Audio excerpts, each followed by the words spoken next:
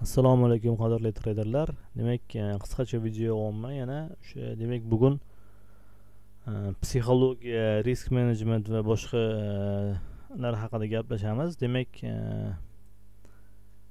risk management va riskni boshqarish, money management, risk management, psixologiya o'zi masalan qanday va qanaqa uni boshqarish kerak. Masalan, uchburchak chizdim. Uchburchak nimaga chizdim? Hozir tushuntiraman. Hop, deylik, mana bu uchburchakning tepa qismi demak bizada risk boshqarish demak burchagi. Mana bu burchagi esa bizada texnik analiz, mana bu burchagi esa demak psixologiya. Demak, mana shu uchalasini demak bir xilda olib borish kerak. To есть risk qoidasini buzmasdan, texnik qoidalarni buzmasdan va psixologiyani buzmasdan uchalasini birda olib borsa, o'shanda masalan qanaqadir stabilniy dohod qilsa bo'ladi, plavniy dohod qilsa bo'ladi.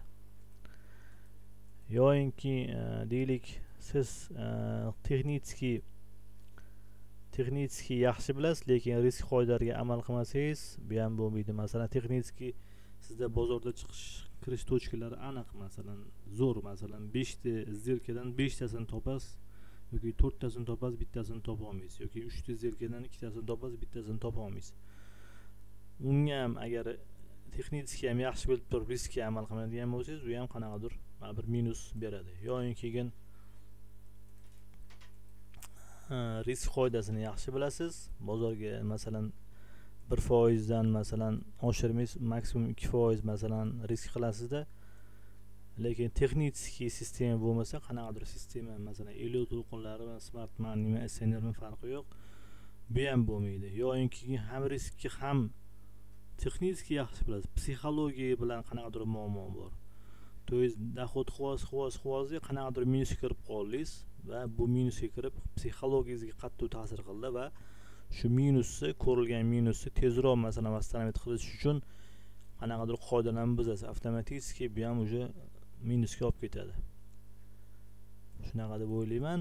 Shuning uchun iloji boricha mana shu uchalasini bittada olib ketgani yaxshi.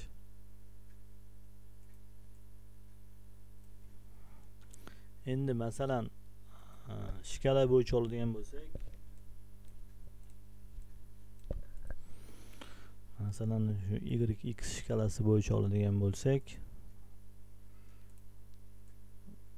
YX shkalasi bo'yicha oladigan bo'lsak, mana bu yerda demak shu nuqtada siz deylik $10,000 depozit qildingiz va mana bu tochka $15,000. Demak, mana shu yerdan start boshlanadi, mana shu nuqtadan va o'sha boyagi uchburchak qoidalariga rioya qilgan holda, masalan o'sha risk, texnik analiz va psixologiya, shu uchalasini buzmagan holda demak stabilniy dohod qilib olib chiqsangiz bo'ladi. To есть foyda quvvoz, zarar quvvoz, foyda quvvoz, lekin risk qoidasini buzmayapsiz, demak zararingiz kamroq. To есть восстановить qilish osonroq bo'ladi. Foyda quvvoz, mana bu ozgina zarar quvvoz. To есть risk qoidasini buzmayapsiz. Agar foyda quvvozda masalan foyda qildingiz, mana bungacha foyda qildingiz, где-то bir $12,000 gacha olib chiqdingiz. Как только risk qoidasini buzadigan bo'lsangiz, avtomatik уже maksimalniy drawdown tushib ketib qolishi mumkin. Balansingizdan masalan 50% gacha, agar 50% gacha masalan depozitingizdan minusga ketib qoladigan bo'lsangiz, endi buni восстановить qilish qiyin bo'ladi. To есть masalan deylik $1000 bor. $1000 masalan 2000 qildingiz. 100% qildingiz. Endi agar uni $2000 endi siz masalan deylik $1,500 ga tushib qoldi balansingiz. $1,500 ga tushib qoldi va siz уже где-то 50 25% minusga kirdingiz. Bu juda ham katta masalan minus. Agar вообще $1000 ga qaytib tushib qoladigan bo'lsa, уже почти 50% общий depozitdan qilgan foydangizdan 50% minusga kirdingiz. Endi qarang. Endi $2000 ga обратно восстановить qilish uchun siz endi 50% emas, 100% qilishingiz kerak. Chunki 50% qiladigan bo'lsangiz $500 bo'ladi, $100 dan 50%. 2000 ga olib chiqish endi 100% daromad qilishingiz kerak. Endi ko'ryapsizlar, men prosentga qo'yayotganda 50% ketyapti. Dohodga kelayotganda восстановить o'sha 2000 ga qaytib olib chiqadigan bo'lsangiz 100% demak dohod qilishingiz kerak.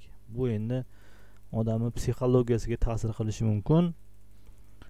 Demak, kattaroq ochishni bo'lsa, risk qoidalarini buzishni boshlaydi. Уже psixologiya buzilgandan keyin avtomatik o'sha sekin depozitdan minusga kirib ketishi mumkin. Shuning uchun iloji bo'lsa o'sha risk qoidalarini buzmasdan planli dohod qilish kerak. O'sha maksimum 1% 2% dohod, 1% 2% dohod, planli dohod bilan sekin o'sha 15000 ga olib chiqsa bo'ladi. Darsga turiladi shunaqa. Endi men o'zim shunaqa deb o'ylayman. Kim qanaqa fikrlaydi? Masalan, o'sha grafikni ochadigan bo'lsak, mana shu 50 to'lqinlari bo'yicha men YouTube kanalida, Telegram kanalida demak ko'rsatib boryapman zelkalarni. Mana masalan, mana bu yerda ko'ryapsizlar. Shu $50,000 masalan depozit bo'ladigan bo'lsa, 30-chisidan boshlangan. Demak, bugun 5 bo'lsa, почти bir hafta ichida o'sha $2000 foyda qildik. Endi qarang, $50,000 depozit bilan $50,000 depozitga bemalol spokойно bir lot otsa bo'ladi. Dozvolino masalan bir lot. No, men bir lot ochmayapman. Nimaga? 1% dan risk qolman depozitdan. 0.36 masalan 0.10 mana ko'rg'osa, даже 0.10 bor. 0.10, 0.21 ko'rg'osalar. Nimaga? Chunki общий depozitdan 1% risk qilinyapti. Чтобы depozitga nagruzka tushmasin deb. Shuni hisobiga masalan minusga kirgan bo'lsam katta kirmaydi va shuning bilan birga endi bu yerda texnik analiz ham rol o'ynaydi. Boya aytganimdek, bozorga kirish chiqish tochkalarini yaxshi bilish kerak.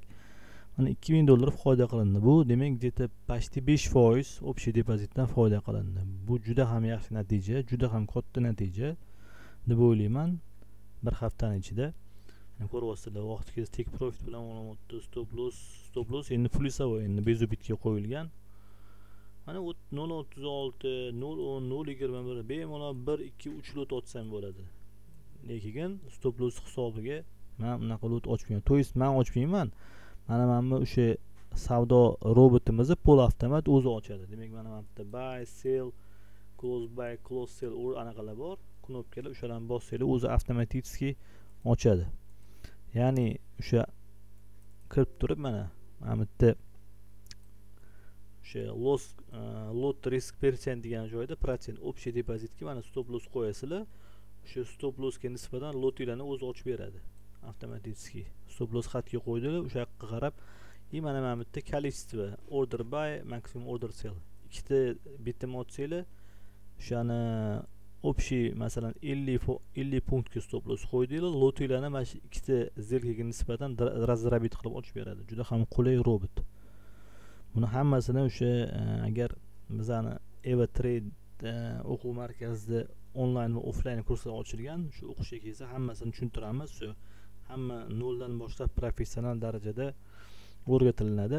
Stabil daromad qilish, riskni qanday boshqarish, xatolarni qanday yozib borish, hammasini demak noldan boshlab o'rgatamiz. Buning uchun YouTube shapkachasida silkalarni qoldiramiz. Adminga murojaat qilishingiz mumkin.